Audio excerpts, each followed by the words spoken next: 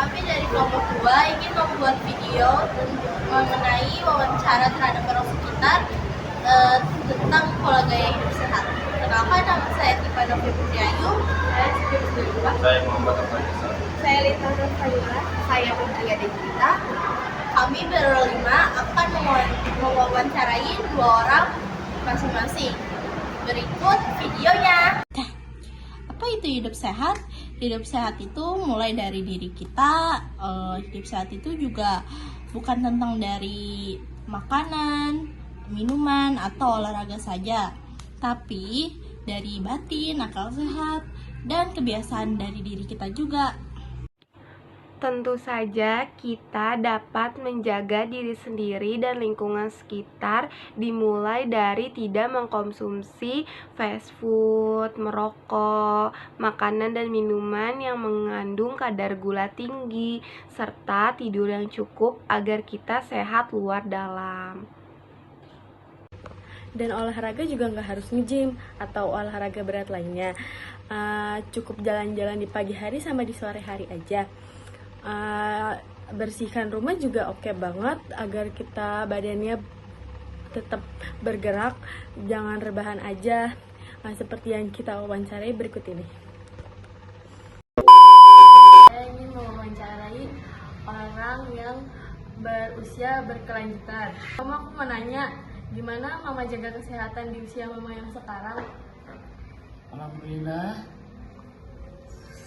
di masa usia yang lanjut ini saya menjaga kesehatan dengan cara berolahraga teratur, minum obat teratur, makan makanan yang bergizi, dan makan buah-buah yang segar-segar supaya kesehatannya bertambah. Assalamualaikum warahmatullahi wabarakatuh. Saya ingin mewawancarai kakak saya. Menurut Anda, lebih baik kita mengkonsumsi makanan olahan atau makanan instan? Berikan alasannya. Menurut saya lebih baik mengkonsumsi makanan olahan rumahan, karena yang pertama udah pasti jelas kebersihannya, jelas bahan bakunya, terus juga mengurangi resiko penyakit. Karena kalau kita masak makanan di rumah udah pasti gula dan juga garam sesuai dengan takaran, tidak lebih seperti makanan instan. Biasanya makanan instan itu menggunakan garam maupun gula yang berlebihan, sehingga hal tersebut tidak baik untuk kesehatan. Lalu makanan rumahan juga lebih hemat dibandingkan makanan instan, karena kadang makanan instan itu harganya itu lebih naik atau lebih mahal dibandingkan makanan rumahan. Jadi saya mau nanya Bang, menurut Abang gimana sih dampak orang yang perokok aktif dengan perokok yang pasif? Ya, dampaknya bisa menyebabkan sesak napas bagi yang menghirupnya dan sangat berbahaya buat ibu hamil. Nama kakak siapa? Salia. Oke, saya mau menanyakan kegiatan apa yang Kak Talia lakukan dalam sehari-hari, seperti dari pola makan dan olahraga. Kalau dari pola makan, saya biasanya makan-makan yang menghindari tepung, terus sebisa mungkin menghindari makanan berminyak dan gula. Jadi kalau kayak minum kopi, saya biasanya minumnya pakai stevia, gula stevia. Terus kalau untuk olahraga, jalan kaki aja sih, karena Permisi Pak, dengan Bapak siapa? Bapak Kanza. Saya di sini akan mewawancari Bapak tentang apa gaya hidup sehat yang Bapak lakukan. Gaya hidup sehat yang Bapak lakukan berolahraga dan menjaga pola makan dan pola istirahat. Sudah itu aja. Udah itu aja. Terima kasih Pak untuk waktunya. Sama-sama. Selanjutnya, menurut Anda, apa yang sebaiknya pemerintah lakukan untuk meningkatkan kesadaran kesehatan?